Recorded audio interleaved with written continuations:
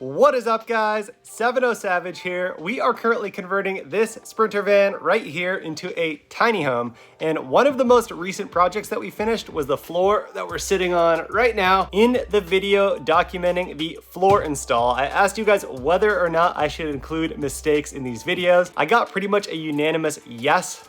So I have great news for you guys. This entire video is about a mistake. So remember when I said this? The insulated version of the floor has been laid down, hoping that this is the final time we ever have to lay down this floor. Unfortunately, my hope isn't worth a damn, and we are going to rip up the entire floor for one reason. That reason is these seams right here that live in between the floorboards. Now, this is the most exaggerated one, which is unfortunate because this is the one that you're gonna see the most, but there are slight seams all the way throughout in each of the 4 sub-floorboards that we put underneath. To some of you guys, this might seem like a pretty small problem to be willing to rip out the entire floor for, but it is enough to trigger my OCD, and I'm pretty much striving for perfection on this build, so we gotta do it. Sometimes when you make mistakes like this, it kind of gets you questioning, you know, is my whole life a mistake? I'm a January baby, so I could have been a summer vacation mistake, or maybe just a excessive Easter, who knows? After scouring the internet for days, there are tons of different ways to solve this problem. This is a fairly common problem that has happened to people in the past. In regular houses, they use tongue and groove plywood, so the plywood is forced to be level at the seams. In boats and in RVs, they use different types of wood joinery. The most common technique is called a skiff joint, where you taper each side of the wood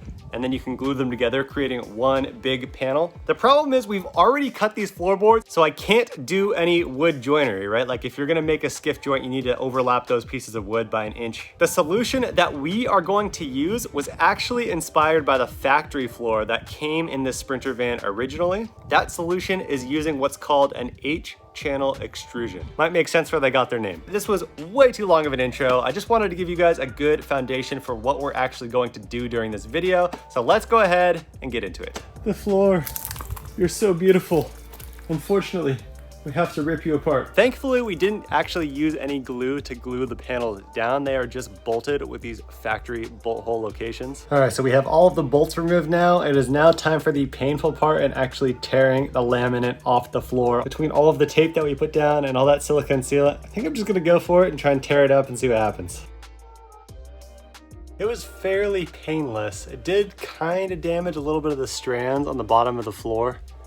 I'm gonna call Lawn Seal. Hopefully it's not permanently ruined because that sheet of Lawn Seal was so expensive. Also guys, one tip. If you go back to the original floor installation video, I pinned a comment to the very top of that video from an employee who works at Lawn Seal. His name is Greg. He left some invaluable information in that comment. Anyways, the floor is out. Now I'm just gonna remove this tape from all of the outer edges. All right, so this right here is what happens when you try to pull the tape up. After you put the tape down, it almost turns into adhesive, and it's almost not even tape. Like, it's not peeling up as one piece. Final step of removing these floorboards is taking out these perfectly flat siliconed over pucks that I made. So to summarize, I'm gonna have to make those again. This is kind of cool, guys. You can see exactly where the ribs of the van pushed up against the insulation. We are literally back to square one on this van build. These right here are the aluminum U channels or C channels that we're gonna glue together.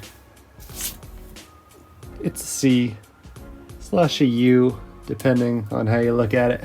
So we scuffed the backs of them up, and we are going to epoxy them to each other using this Loctite marine epoxy. It's supposed to hold up to 3000 PSI, and it has a 2-hour set time, so we don't have to rush. We can just meander our way through gluing these things together. We epoxied 2 C channel / U channels together, effectively welding them, creating an H channel extrusion. So we ended up making a couple of changes to fix the misaligned floorboards. The first thing that we did is router out a small section on the edge of each floorboard, and then we are going to slide these H channels into the edges to force them to be level. So we were able to salvage the floorboards themselves by just stripping the paint, stripping the adhesive, reprimering them so they look good as new. Figured since we're putting so much work into this, I'm gonna make sure that it looks perfect when the job is done. So this H channel right here is gonna join these 2 boards. And you can see I cut an extra 1/8 of an inch off of each one of the boards to account for the channel going down the middle, and a little bit of caulk in there so that everything has just a little bit of room to play to take into account all of the moisture and hot and cold when the boards are working naturally. Here is what it looks like after the H channel has been actually inserted between two subfloor boards. Looks pretty nice. They are now completely flush. This is as low as I can get my camera. So this is a pretty interesting clip. This is very high quality plywood. It's Baltic birch. I think it's like 9 or 10 plies just for 1/2 inch. Look at how much these boards have warped. I mean, the H channel is keeping it together and it's pretty flat because of that. But you can just see the whole length of this thing is completely warped. All right guys, so we just got the floor installed with the new H channels. Unfortunately, we have another problem. I thought we were at the end of this, not quite. The challenge is, you can probably hear it.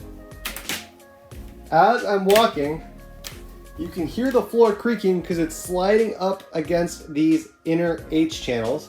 Particularly the primer is sticking in the high sections and then getting unstuck as I walk over it, which causes this creaking noise. This is what it sounds like close up. I am here with Jim. You guys have heard a lot about Jim throughout the previous videos. This is him in person. He's taught me pretty much everything I know about vans. I come in here, we just spent about an hour talking about the solution for the floor after the most recent mishap. So I'm sure you'll be seeing a lot more of Jim, but do you have anything, any intro you want to say, anything you want to say to the vlog? Listen to this guy. He's given you a lot of really good experience because his screw-ups are your way of cutting down the time that you try and do something, because it's a lot of work going there and being the first to do something. Yep. And that's the reason why he listens to me, because I did a lot of things and I screwed up a lot.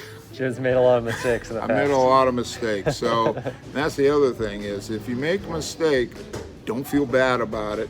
That's part of the process of learning. Oh yeah. Well said. Well said. Thanks, Jim. You're welcome.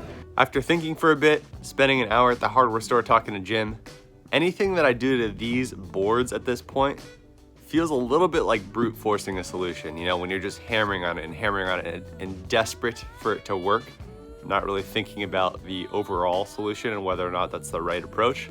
So I've made the executive decision to scrap these completely, and we are gonna take a completely different approach to this floor. Well, maybe not a completely different approach, but we're gonna do something different. We're not gonna try and brute force the solution with the existing floorboards. As you guys know, it took a long time to make these floorboards. There's a lot, especially underneath on the bottom side of the floorboards, a lot of work that was done to make those perfect. So it's kind of disappointing that we have to throw them away, but live and learn. This is just a challenging problem that we have to solve. When I started this video, I wasn't expecting this solution to just completely fail. So yeah, I guess I had a little bit of confidence, a little too much confidence in this solution. Since we did come to this roadblock and we are going to go with a different solution, I am gonna end the video here. Super interested, as always, if you guys have any ideas what I should do for this floor. I'm feeling pretty good about the old third time's the charm. There are other great solutions out there, like I know George from Humble Road solution, where he glues down the square tubing and then screws into that. Those are great solutions. The requirements for this solution, if you guys are gonna leave a comment, is it has to be thin, 1/2 inch plywood so that it's therefore light and gives me as much headspace so I don't bang my head on the roof as much as possible. And that's pretty much it. Oh, I'm also one person. I can't lift a long 15-foot board in and out of the van. I hope that you guys learned something from this video. I know that I did, and I will see you guys next time. Also, please subscribe so that I can afford more plywood.